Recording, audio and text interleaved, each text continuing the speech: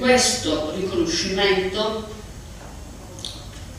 è un riconoscimento che quindi io prendo come capitana di una squadra, di questa meravigliosa squadra che è formata da tutte queste persone di Sardegna.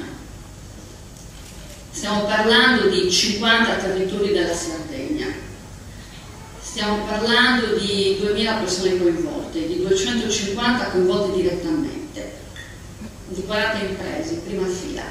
Stiamo parlando di tutte le province della Sardegna, con cui abbiamo fatto squadra, insieme, senza sovvenzioni di denaro pubblico, esattamente come nel meccanismo della banca del tempo.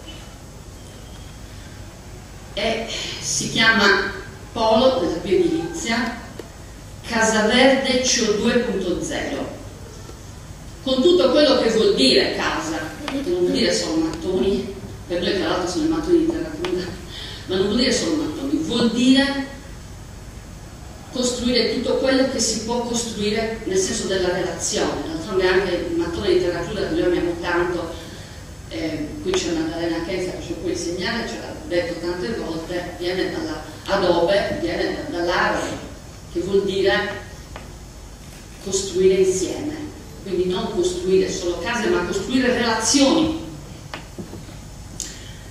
E questo polo della bioedilizia che rappresenta tutta la Sardegna, quindi che non è nato sotto un campanile che è andato, ha chiesto soldi per farlo, per la sua città, per il suo comune, no, è nato sotto tanti campanili, insieme. E quando, qualche mese fa, Sole 24 Ore, in un'intervista, cioè il più grande d'Italia, io me lo diceva un po' così, ho detto sì, dai, lo dobbiamo dire, non dobbiamo avere vergogna. È il polo della bioedilizia più grande d'Italia per tipologie di materiali prodotti a chilometro zero, oltre 400 tipologie. Quali sono gli ingredienti? Sono gli ingredienti appunto di cui avete parlato prima, del sindaco di Cagliari, che ringrazio, e Piera di Lions, che ringrazio, perché avete sottolineato un aspetto importante: usare le eccedenze, che purtroppo nel nostro vocabolario si chiamano scarti. Qui c'è la mia seconda mamma, che è Cecilia, e io da lei la parola scarto non l'ho mai sentita, perché è una parola moderna, secondo me. Tutto è dono. Io prendo un carciofo e dico, ah, questo è lo scarto, tolgo le foglie. Se vado a vedere alla fine quello che ho mangiato è una minima parte in confronto a quello che elimino. Ma può Madre Terra, il sole, la pioggia, tutto quello che è successo per far crescere questo carciofo, dici che quello finirà nel compost? Sì, ma sarà buon terriccio, ma forse prima di essere buon terriccio potrebbe essere ancora elegante, colorante, mordente, può essere mille cose. Però noi lo chiamiamo scarto, e già la parola, sappiamo che quanto le parole sono importanti perché hanno un potere, scolpiscono il nostro immaginario. Quindi dobbiamo cambiare anche un po' il nostro linguaggio. Sono doni, per me sono doni, per un carciofo è un dono, perché così mi hanno insegnato, perché così mi ha insegnato Cecilia.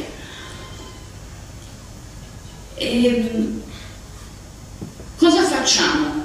Gli ingredienti sono le eccedenze, potrei nominarvene tanti. Le prime sono tutta la produzione di materiali fatti con la lana di pecora per l'edilizia, il design, il fashion, eccetera. La terra cruda, questi sono i due materiali importanti a cui poi si associano tante altre eccellenze. Per esempio io abito nel medio campinano, quindi riso, quindi paglia di riso, abito nella città del miele, quindi potete immaginare tutto le eccellenze della smieratura, le eccellenze della lavorazione del latte. Qui c'è Monica, una straordinaria imprenditrice del mio territorio, proprio ieri ero da lei, mi dava eccellenze della lavorazione della lavorazione dei formaggi che lei produce, lei fa formaggi su misura, cioè pezzi unici, li esporta in Russia, e come packaging usa l'eccellenza della lavorazione dei materiali che io faccio con altre eccellenze.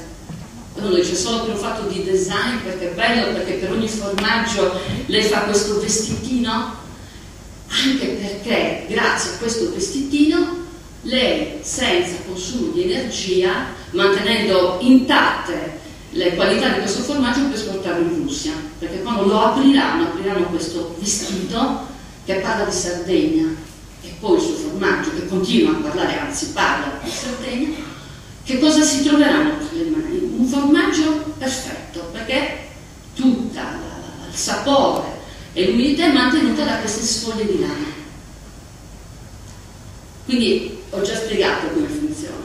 Che cosa facciamo? Noi, oltre a utilizzare eccellenze del territorio, mettiamo insieme talento del territorio, facciamo scambio di competenze, scambio di saperi, facciamo ricerca condivisa. Se io nella mia azienda ottengo un risultato scientifico rilevante, non che me lo ottengo io, gelosina della mia cosa, no, diventa di tutti. Grazie mille. Diventa di tutti. Quindi facciamo condivisione della ricerca, perché la ricerca deve essere democratica, non può essere per chi la paga, perché ha tanti soldi, perché c'ha il patrino politico giusto. Non può funzionare così. Allora noi facciamo sinergia, perché intendiamoci, la sinergia è importante, non solo perché dobbiamo rispondere a una crisi, diciamocela tutta, se io devo fare un'innovazione e quindi devo spendere del denaro, rispetto alla mia collega tedesca, a me il denaro costa 5 volte di più, cioè dobbiamo fare i conti con queste cose, però non vorrei che si pensasse che noi condividiamo per un fatto di risparmio di denaro, no?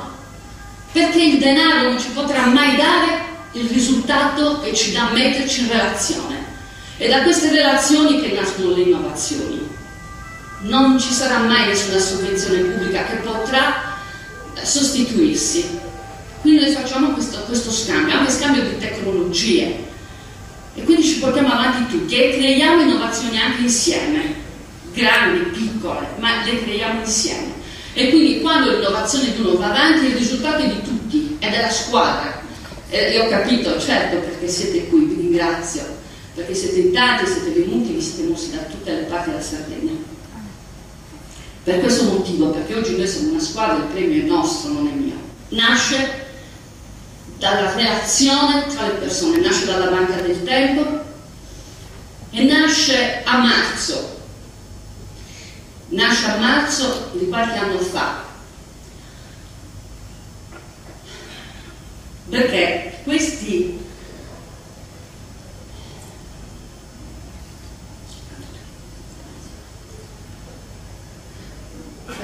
giardini, no? Questi giardini dei sentimenti, appunto, di cui si parla, ieri c'erano i giornalisti della 7 ma io voglio avere i giardini dei sentimenti, e io sto spiegando che non esistono più questi giardini dei sentimenti, non esistono più non per la cattiveria di qualcuno, ma per un modo di osservare la realtà.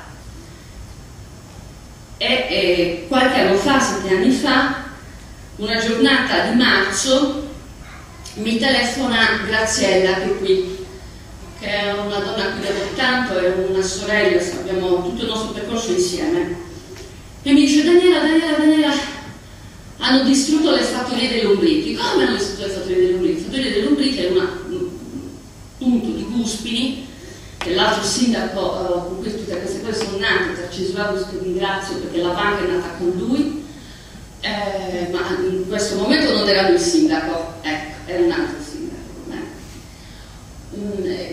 Distrutte le fattorie dei lombrichi. Allora Graziella, che fa l'imprenditrice, che è la prima donna in Sardegna che ha iniziato a fare arredamenti ecologici con gli ingredienti del territorio, una grande innovatrice, sono 6 sorelle, fanno qualcosa di maschile e femminile che parla al mondo e all'Europa, e ne dava 3 ore di tempo, del suo tempo, per andare nelle scuole dell'infanzia di Guspini, condividere con loro il pranzo, poi ritirare tutte le eccellenze, da bucciare la mela, insomma tutto quello, per portarlo nella fattoria del lombrico, che è un posto bellissimo, fatto di terra, con una piccola cinta di terra cruda, con cui all'interno invece la terra, cioè lombrichi che fabbricavano la terra per cui ci serviva per il giardino, è una cosa meravigliosa.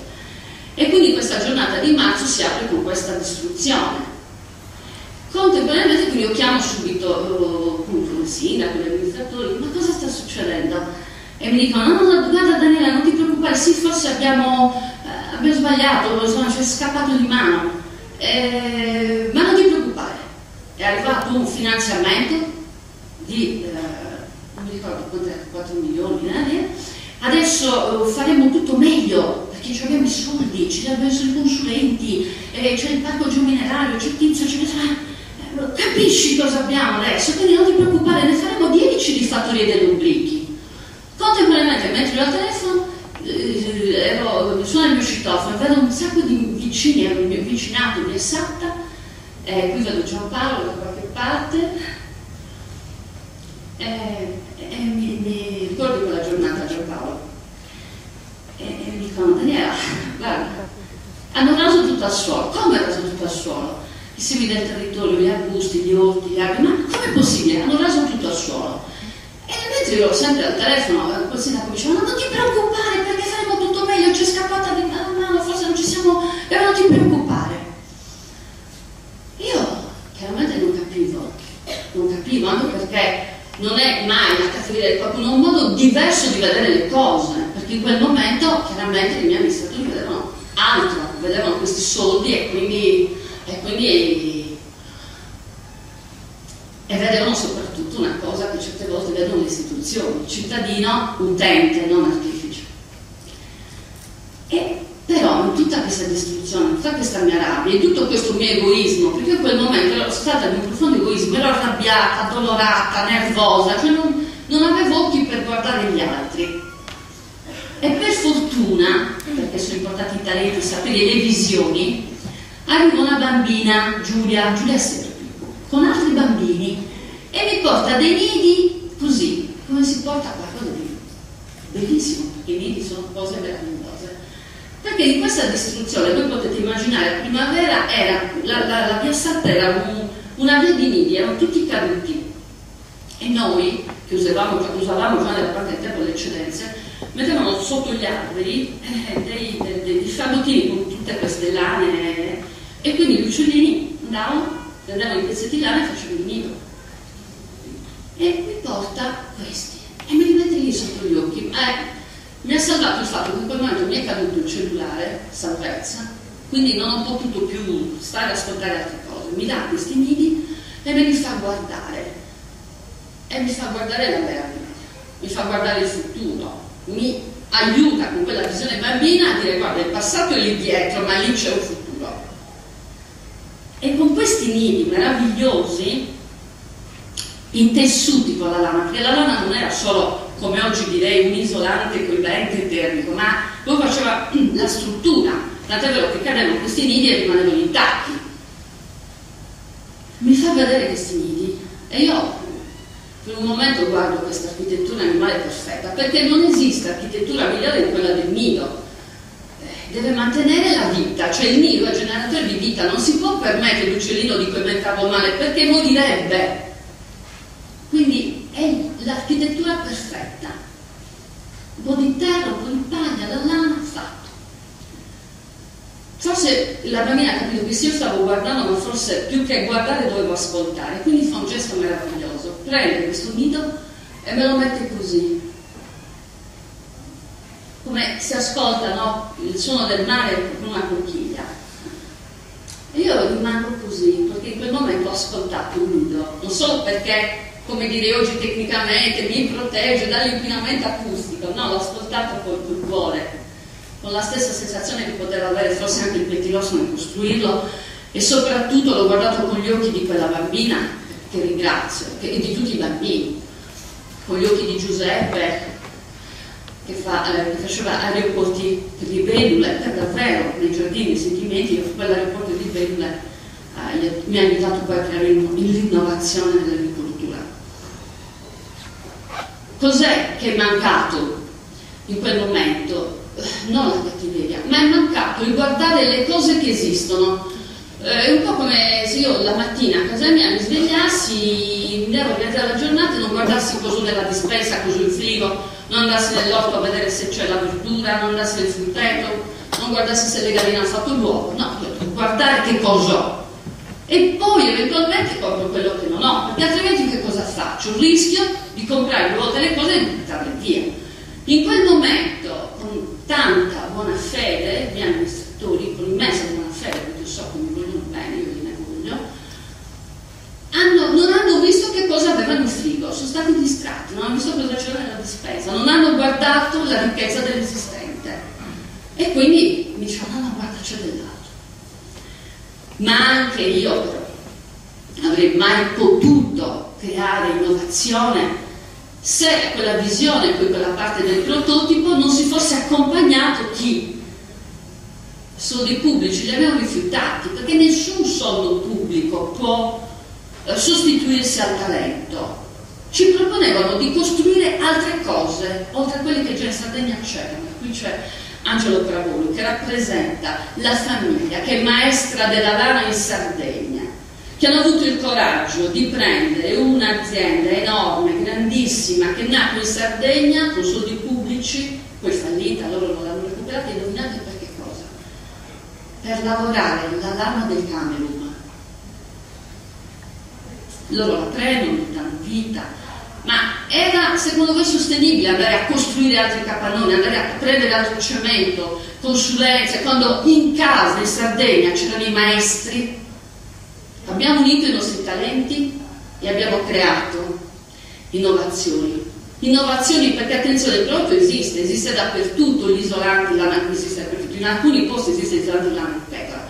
Quindi noi con i soldi pubblici l'avremmo creato, ma non avremmo creato l'eccellenza. Non avremmo creato quello 0032, che per molti non vuol dire molto, ma per gli ingegneri che ci sono in sala sanno a che cosa mi riferisco, perché in quel numero matematico che era chiuso il potere, l'innovazione, è il migliore di tutti gli altri, è il primo in Europa, basta, è la matematica che ci fa vincere, mettendo insieme i nostri talenti. E poi io ne approfitto per dire grazie al Comune di Cagliari, perché Di Latte dovete sapere che è nato grazie al Comune di Cagliari. Nella giunta precedente a questa,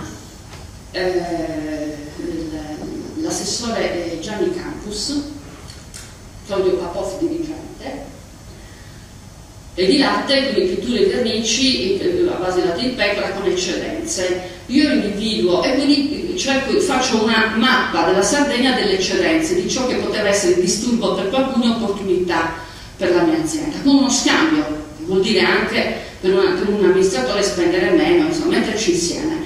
Scrivo insomma, a tutti, risposte niente. Ma mi risponde qualcuno, ma di quale progetto fa parte? No, guardi, sono nella mia azienda. Però mi dimentico, poi scopro che era il Comune di Cagliari, la mia città, la città dove io sono nata. Ti ringrazio Oscar, faccio un ringraziamento a mio marito, me lo consentite, perché io ieri notte gli ho detto, io domani ho un desiderio, svegliarmi con l'odore di Cagliari, e lui a mezzanotte mi ha accompagnato qui per farmi svegliare per Cagliari. E quindi che succede? Scrivo a Cagliari, erano le 9 del mattino. Bene, alle 9:40 mi arriva la risposta. Io, ecco, da dire che io già nel weekend avevo già abbandonato l'idea, perché bisogna essere molto pratici, non si può sbagliare. Uno sbaglio, fare il passo troppo lungo, può comportare anche che magari stai mettendo a repentaglio anche il posto di qualcuno dentro un'azienda. Bisogna fare molta attenzione, molta. Quindi questo era il mio unico ingrediente. Ho detto, va bene, ci rinuncio. Arriva dal Comune di Cagliari la risposta da Gianni Campus, che io non conoscevo, e da dottor Papov, e mi dicono, guarda signora, l'idea è grandiosa, iniziamo subito. Cosa le serve il burno di pino? Sono tutte le eccellenze che vedevo molto il pino messo da una parte. E mi dico, guardi, insomma, era una dose di vitamina C. La vitamina C per chi si è presa è il coraggio, ed è importantissima. E mi sconvolge questa mail, infatti ce l'ho stampata e ce l'ho accanto, perché ogni tanto ho bisogno di guardarla.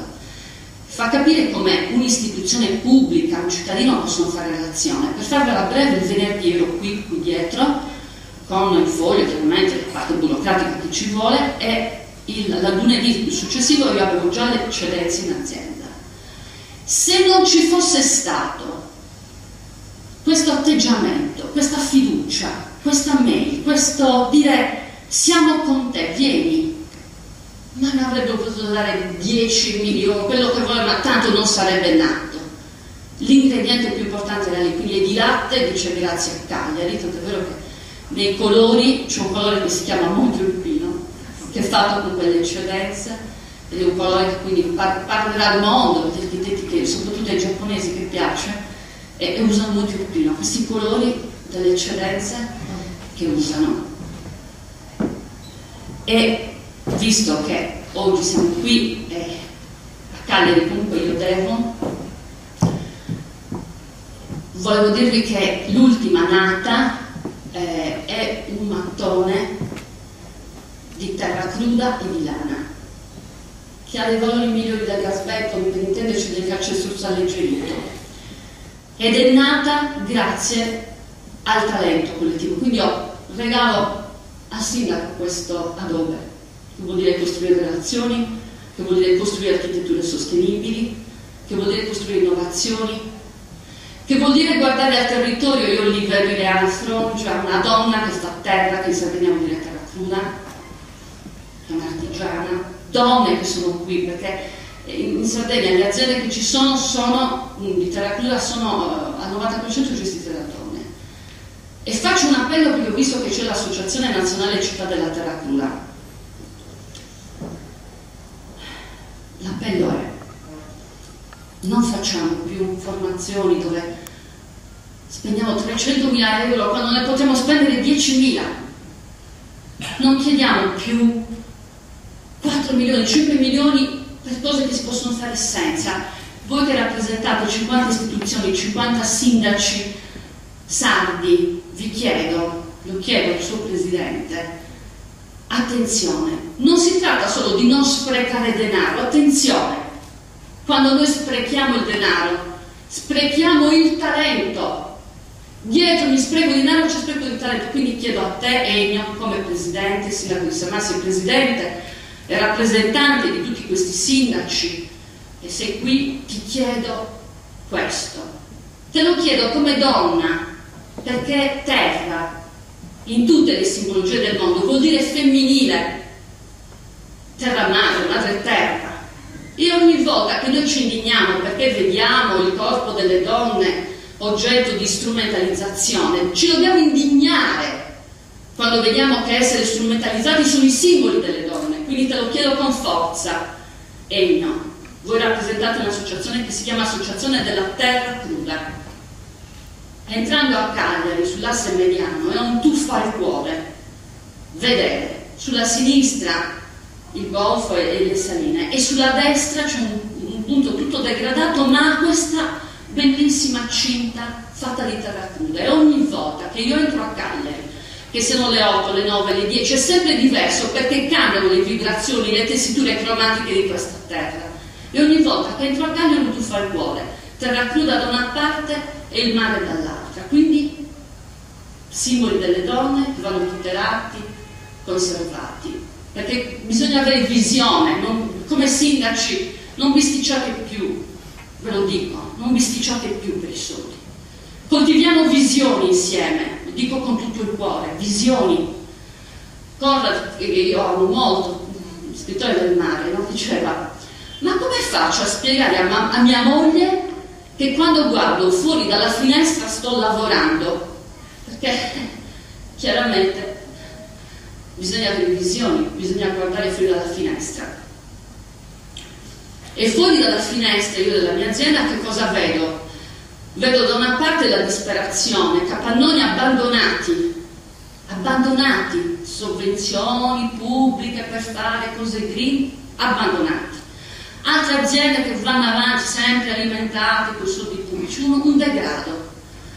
Per fortuna dall'altra però cosa vedo? Vedo il territorio sconfinato, bello, consegne agricoli che prima non c'erano, che non conoscevamo e che grazie a Fulvio Tocco della provincia ha rimesso in vita, ci ha trasformato tutti in produttori di paesaggio, grazie Fulvio. Ecco come le istituzioni devono lavorare.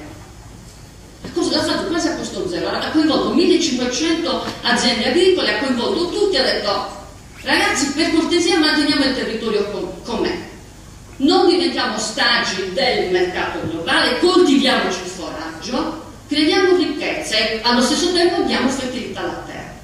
Quindi cosa vedo dalla mia finestra? Vedo esattamente questo, se venite a Buspi lo vedrete. Qui da una parte il degrado, dall'altra verso il mare, bellissimo, l'agricoltura, e dall'altra ancora vedo un'altra cosa bellissima. Qui vedo giovani architetti e altri che sono venuti giovani, via loro, che fanno impresa utilizzando le botteghe di transizione, e questo devo dire grazie anche al mio sindaco a Rossella, che ha restituito queste botteghe alla transizione. Vuol dire che un ragazzo con una minima sovvenzione ha un capannone a sua disposizione e per 3 anni può sperimentarsi. Certo, se poi dopo questi 3 anni non ce la fa, però... E allora, guardate da questa finestra quante cose vedo. Vedo le istituzioni, e qui sono Rossella e Fulvio non perché rappresentano le istituzioni, io non ci tengo a queste cose, ma per come rappresentano le istituzioni. C'è Tarcisio, che è iniziata la Banca del Tempo, e questo ci dà un'idea di cosa io posso vedere da questa finestra. Soprattutto la cosa che vedo è importante è che va premiato il merito.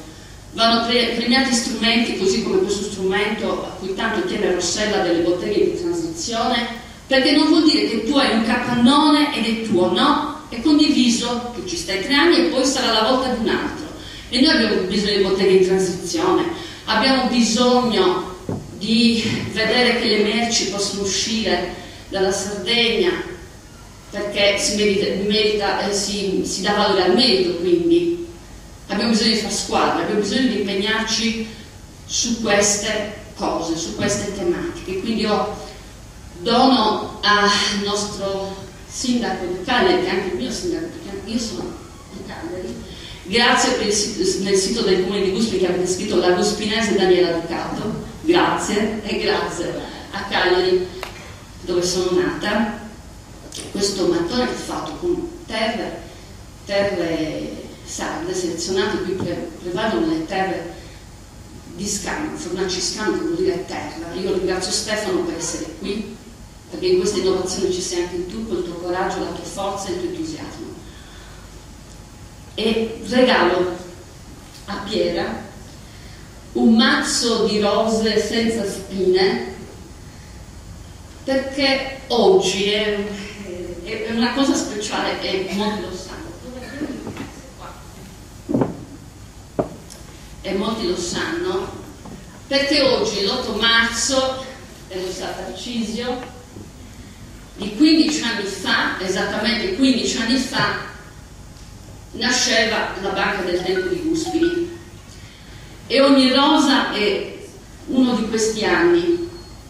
E quindi sono 15 anni rose, senza spine, 15 anni che nascono in questi giardini. Quindi ti do queste rose. In quelle rose c'è tutto, c'è l'innovazione, c'è il tessuto sociale, ci sono i nostri anni. Poi se le sfreghi, quando hai le mani un po' screpolate, la ranolina te le mantiene belle, che non fa mai male, insomma. E invece al sindaco sempre il ricordo di quel marzo in cui il primo ad essere sacrificato dei nostri giardini fu il giardino della Libridine, che si componeva di tanti giardini. Rossella, a proposito, ho visto che il Prugno di Pablo Neruda ha ripreso a crescere, e nelle tue mani facciamo che ha ripreso a crescere, si è preso una rivincita. Regalo dei libri. Sono tutti libri che parlano di queste esperienze. Ho dovuto fare una cernita, quindi mi scuserà chi non cito, ma facciamo parte di una squadra, quindi si sa. Allora, il primo libro, vediamo un po'. Il primo libro è un libro di Carocci Editore, La creazione sociale, scritto da Antonia De Vita, che è una filosofa, teologa dell'Università di Verona, E qui ci sono proprio le radici. Prende 4 storie di creazione sociale, una è la nostra, ed è un ospitare dell'animo più intimo che fa capire come da questa creazione sociale si arriva alla creazione imprenditoriale. Quindi questo è il primo libro. Il secondo libro è scritto da un cagliaritano, Andrea Mameli, Sardegna Ricerche, fisico, è bellissimo, si possono risparmiare 3.000 euro secondo me all'anno, mettendo in pratica questo bellissimo alfabeto. Alla lettera I c'è un'ora di esserci, per risparmiare veramente energia, ma soprattutto è bello perché ci fa capire, attraverso il nostro esempio, che certificazione energetica non può esistere se non c'è etica. È inutile produrre in Cina quando si possono produrre posti di lavoro dignitosi per il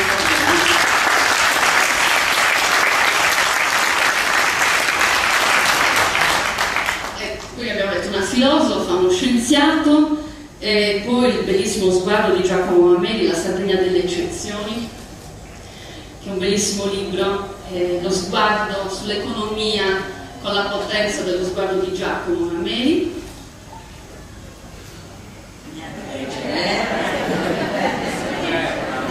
Poi un libro di Silvia Zamboni che dà l'ultimo di Silvia Zamboni, che conosciamo, giornalista della RAI, direzione scientifica del Corriere della Sera, che raccoglie, è bello perché lei raccoglie le innovazioni in modo tecnico, quindi ci trovate le nostre innovazioni qua dentro, però sempre con quell'idea che una si deve castrare all'altra, e quindi è l'Italia della green economy, e ci sono tutte le innovazioni della green economy che hanno preso il premio Ecomondo, innovazioni per l'ambiente, che ci ha visto protagonisti. Ve li faccio vedere tutti così, spezzo la presa.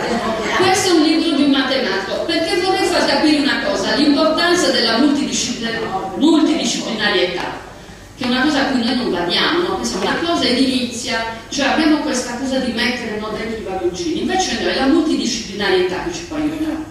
Questo invece è un libro proprio della matematica, cioè uno lo sfoglia e trova solo numeri, ma i numeri servono, perché servono a dire, e non lo diciamo noi, dal Politecnico di Milano, la guida del 2011 che dice che questi materiali prodotti in Sardegna sono i migliori d'Europa. Non lo diciamo noi, ma lo dicono i numeri di questi talenti messi insieme. Quindi anche la matematica, l'architettura della matematica ovviamente è importante. E poi c'è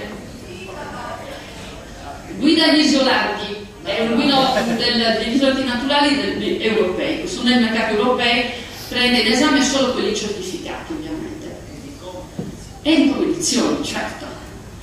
Poi c'è quest'altro libro molto, molto bello, Green Life. Green Life è scritto dalla Berrini, che conosciamo tutti, Ambiente Italia, da Andrea Poggio, Legambiente, con Ramperio, Tribunale di Milano, e fanno un excursus dentro il lavoro che ha fatto Renzo Piano, bellissimo, dove fa vedere nella Triennale prima tutti gli ingredienti, le città del mondo, e poi gli ingredienti più piccoli, li mette insieme e dice come possiamo costruire il futuro, dice Renzo Piano, e fa questo percorso in triennale.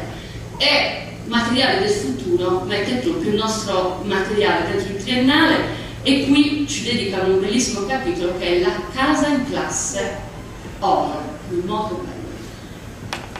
E poi il penultimo, perché le biblioteche meritano, la cultura merita, i libri meritano. Penultimo è scritto da mio suocero,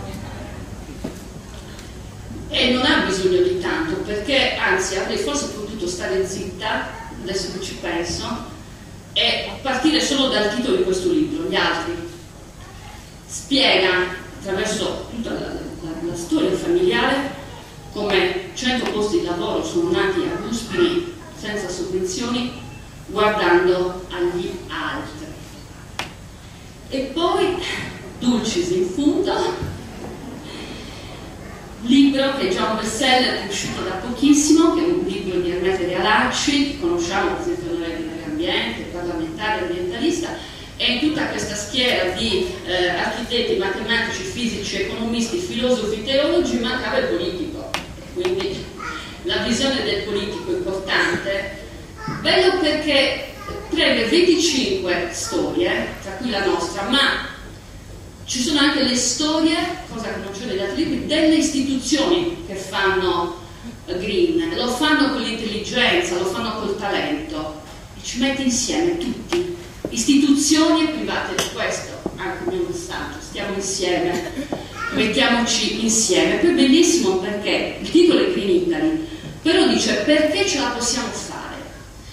E poi l'altra cosa che mi piace tantissimo è anche questa, ecco, a pensarci adesso avrei potuto anche non dire niente, dire solo questo, però mi piace finire con la poesia. E qui nel libro c'è una bellissima poesia di Pascoli che dice tutto quello che si può dire, che può dire un grande, non una come me che ha dovuto usare tante parole, e dice: piccolo il mio, ma il grande è il nostro. Grazie.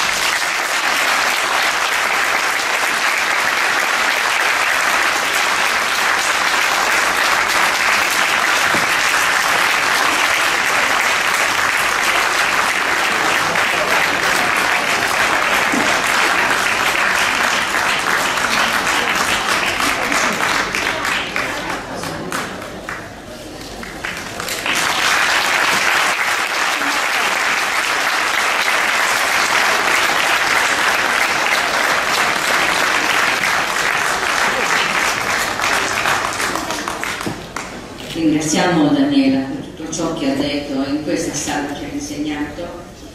Noi come l'Agnes siamo felicissime di aver scelto quest'anno questa figura splendida.